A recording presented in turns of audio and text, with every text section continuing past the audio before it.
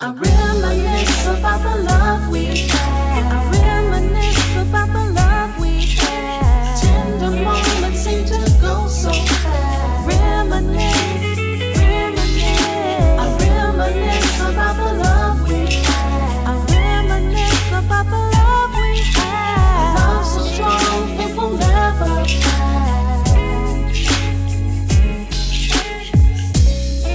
Love Park Connection. Hey, everybody. Hey, y'all. So today, Pierre is going to be the one leading this podcast. I'm not sure what he has up his sleeve or what the topic's going to be, so I'm going to be probably just as surprised as you are. But before we get started, let us introduce ourselves. Welcome to Love Park Connection, where we talk about the pains and pleasures of life, love, and relationships. My name is Angela Parker. And I'm Pierre Parker. We are a husband and wife marriage and relationship coaching duo. We've been married 27 years and together for over 30 years. And it is our goal to help Black couples communicate more, love more, and build healthy, long-term relationships. So please remember to like, share, and subscribe, and hit the notification bell so you'll be notified when we put out new podcasts. And thank you so much for joining us. So, babe. Yes. What do you have up your sleeve today? Well, we were having an interesting conversation this morning. I don't know. You know how couples have what they call, I guess you call it pillow talk or whatever. Yeah. You sit there, you wake up in the morning, and you just start a conversation about something. So we had a nice little conversation, and she got to talking about, the movie. We got to talk about movies and stuff like that, and she brought up, for those of you who don't know, she's an action movie fanatic. She likes action and the fighting and all that. The more fighting, the better. Yes. The more fighting, the better. Like one of her favorite movie is what?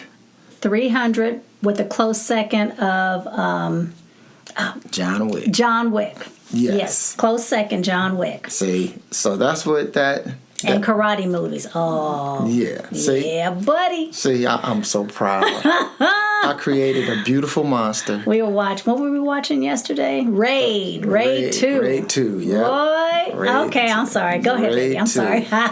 Yeah, look, she over here getting all excited and things. Look. Go ahead. But anyway, so basically one of the things that I want to try to get across, and I want people, we talking about, we got into the subject about what you like about these movies and what you like about the things in these movies. And so I thought it would be nice for people to know a little bit what I'm dealing with. No. You created the monster. I did create the monster. But no, it was something. That was that's deep seated on why I like movies. But go ahead. I'm sorry, babe. Go ahead. No, you good. You're leading it and I'm just interrupting. I'm sorry. Go ahead. No, you good. So basically, I just want to know, let people know what are some of the things, like you were telling me earlier, what are some of the things what are the reasons that you like these movies? Okay. Well, to start off, I am definitely, I'm not going to say I'm old school when it comes to the male and female, how men and women interact and the differences between men and women. So, if I'm offending anybody, I'm sorry. But I'm definitely, I'm not, like I said, not old school, but I still like a man to be a man. So when I see these movies, and I love to see women fighting, don't get me wrong, I love all action of all kinds, but something about, for instance, 300, you have these manly men who are out there fighting. Hey, you fighting in a skirt and some sandals, and you still getting with it. Wait. What? They wasn't fighting in skirts. And Wasn't they was a fighting skirt. in drawers. They was fighting in drawers, sandals, and a cape. That's some bad dudes. Well, yes, you're fighting, and so again, it goes back to that male energy, that very strong male energy, and to me, that's a turn on. I love to see. Not to say that men don't have their sensitive sides, because Pierre, he was brought up by a very masculine man. His uncles are very masculine. And Pierre is a masculine man. Yes, he has a sensitive side, definitely. But I like to see the energy of male energy, and those movies exude that male energy. John Wick, very, why was he out fighting? He was fighting the beginning. Why was he out there? Because they killed his puppy. The puppy that his wife gave him, his dead wife gave him. To me, and so that's the reason why he was out there doing it. But it also, the fight scenes were very masculine. And the list goes on. But that's the reason why, one of the reasons why I really like, those type of very male energy fighting movies.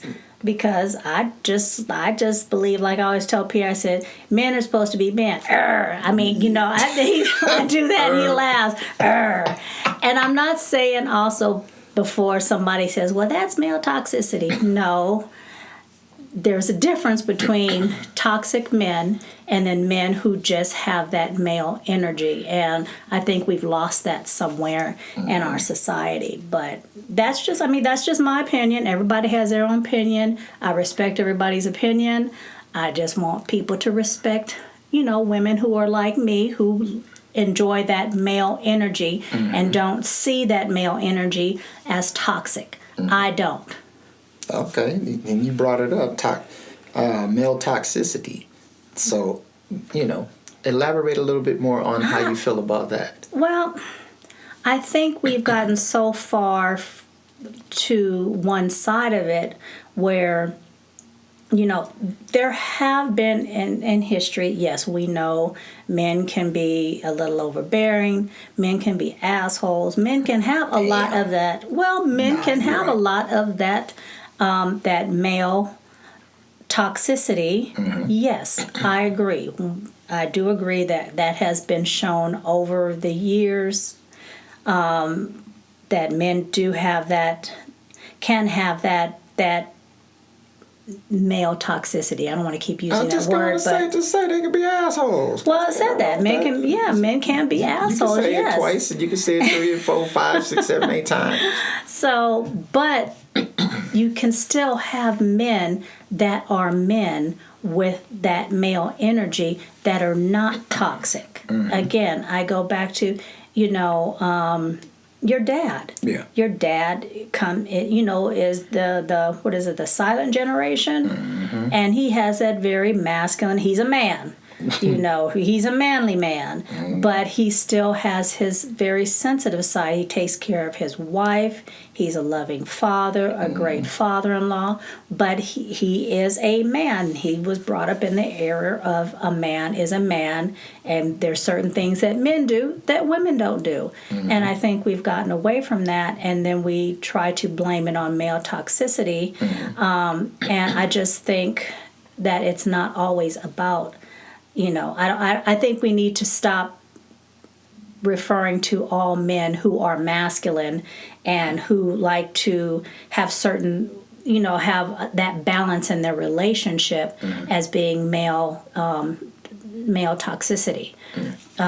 You and I, we both work. We both share house duties, but there's certain things that I let you do because you're the man of the house. And yeah, if I had to do it, I would do it, but I don't have to because I have my husband. I have a man in the house. So, and I don't look at it as male toxicity when you come in and maybe I'm doing something that you would normally do and you say, no, babe, I got it. Or what are you doing? Why are you doing that? I got it. I don't look at that as, I can do it. I don't need you. Right. Exactly. So again, don't get me wrong, ladies. Yes, there are a lot of, men who have that energy, and it can become toxic in a relationship, so don't get me wrong, that's not what I'm saying. I'm just saying that if you have a man who has that male energy, but it's not toxic, we can't confuse that with male toxicity versus he's just being a man. He's just being in his masculine energy. So with that being said, do you feel that, because I do, I feel that it is what I'm going to ask you, but so do you feel that there is an attack right now on masculinity? I think there is. Yes, I believe there is. I really try not to focus on it too much because, again, I'm the kind of person, I don't like to try and judge what someone else is thinking or feeling, especially if I have not what's the word I'm looking for? What's the word I'm looking for? I don't know. You got me. If it hasn't happened to me, basically, if I have not experienced, some of the things other ladies have experienced, or the reason, or trying to understand the reason why there is an attack on male masculinity. But yes, I think there is, to a degree, an attack on masculinity. And honestly, I don't know how we rectify that. I don't know how we fix it. I think it starts in each of our own homes, where if we're in a relationship, we respect each other's role in the relationship. If you have children, if you have male children, then your husband's in the home, or you have uncles, or you have there's a grandfather, to let those men be a part of raising your son, again, if they're positive role models, if they're positive men that are able to help you bring up your son and teach him what it is to be a man. Yes. And I've seen time and time again where there are people that, come down on men that are trying to teach their sons to be men. Right. You're right. They're coming down and they're like, well, you should let him decide and he should be able to, experience his feminine side and all of this stuff. But as a man teaching a young boy to be a man, right?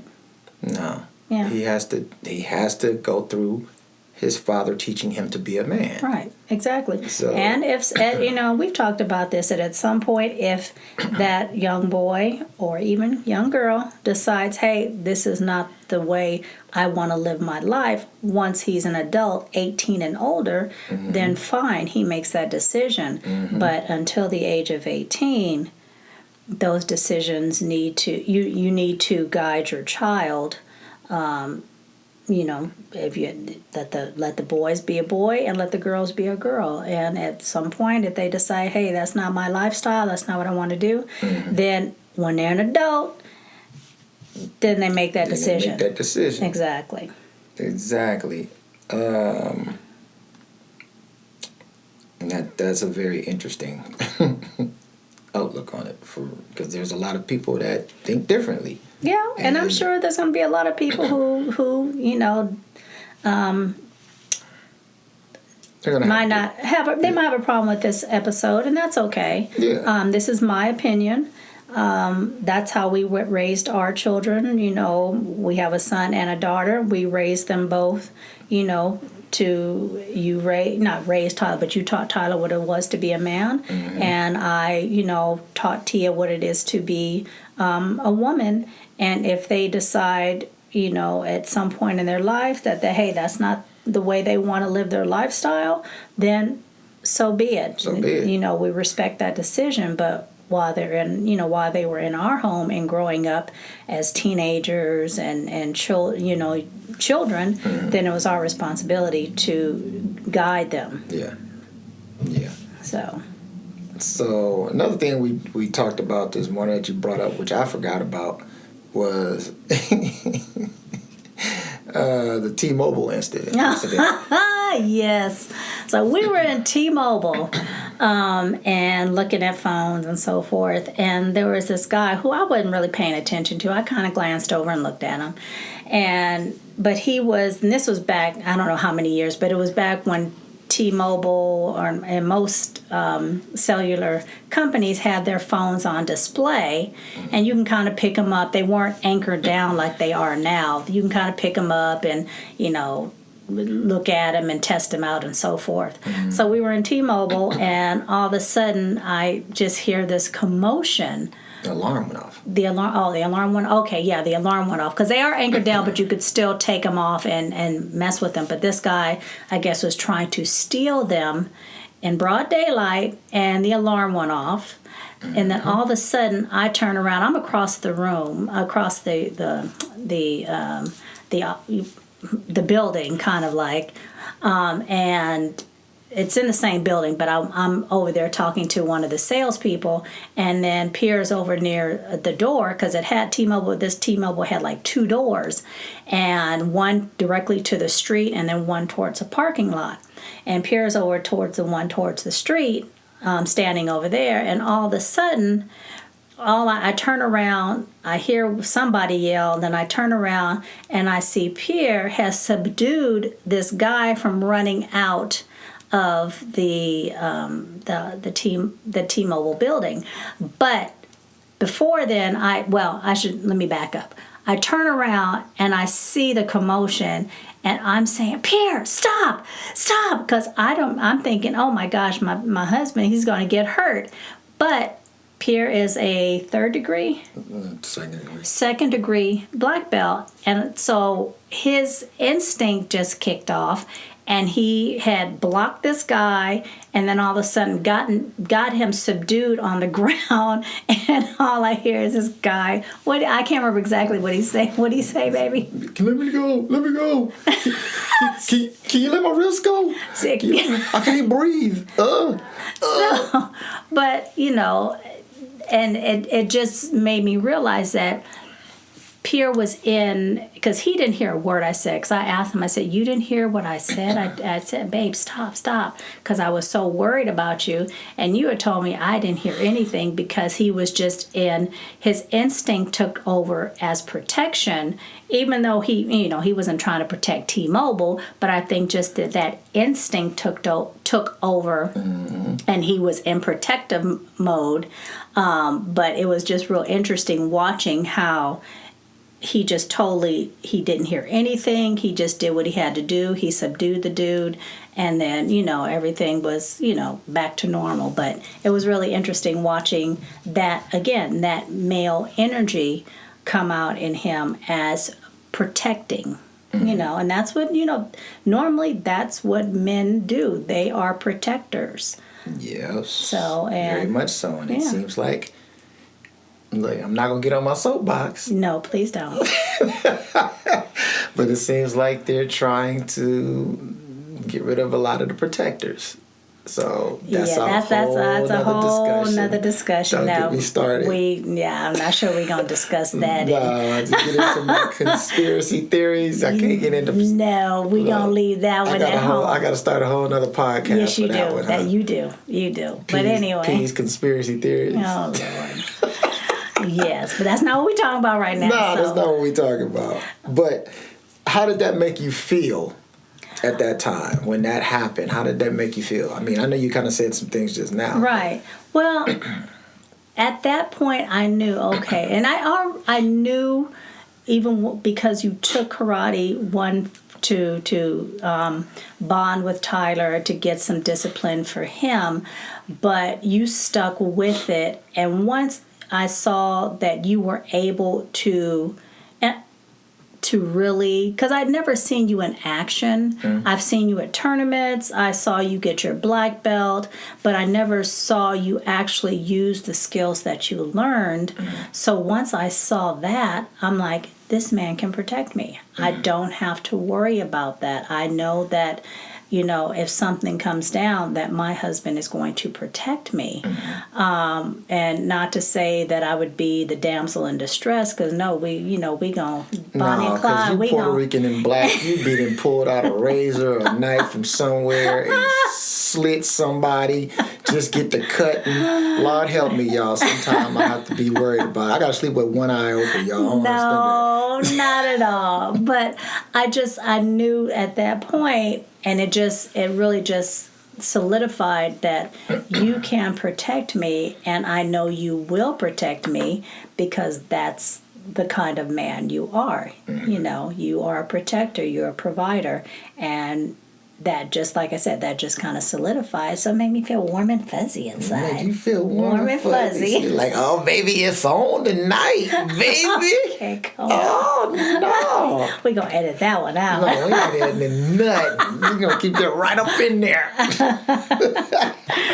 But yeah, it was good to see that all the training that you went through, it really worked, Okay. Yeah, it really worked, so. Okay. So Yeah. And so basically, when it comes to relationships, I hear a lot of women always say that they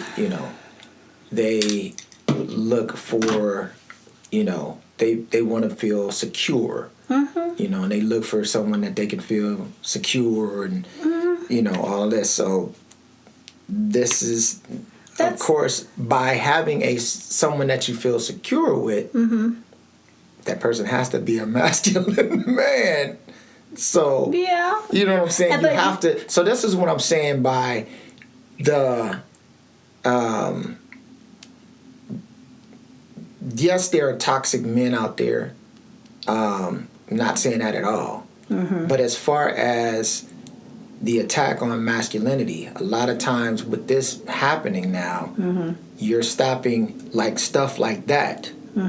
That one of the reasons going on why I also did what I did in T-Mobile is because it was me, Angela, and 2 other people in there. And one of the women in there was pregnant. I don't know if you remember. Okay. She was big time pregnant. Okay. So this dude, once he started coming, first of all, he's coming towards me to come out to get out the store, out the door. So it was either I stop him or he's gonna run me over.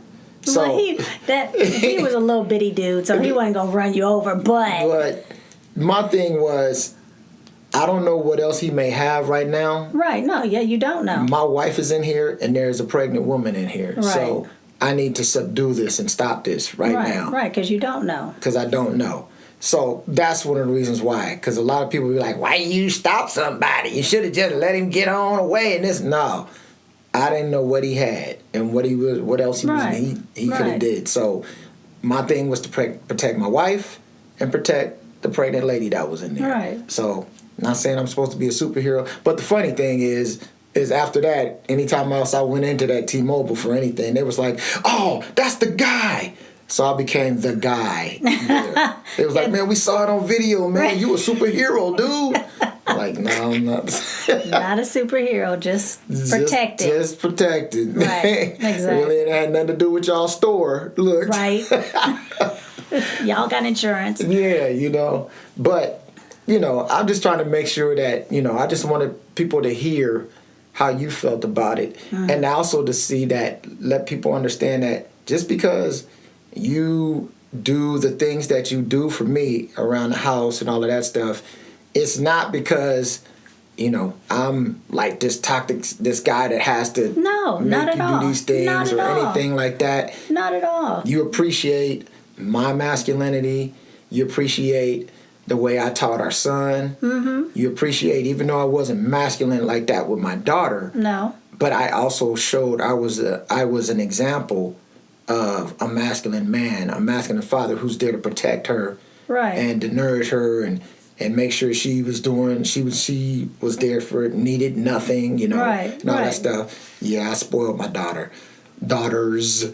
Right, exactly. So, but just to show that we ain't all bad. No. We ain't all that bad. No, there's nothing wrong with that male energy, and there's nothing wrong with the feminine energy. And yes, we understand there, many types of ways to love someone and who you love.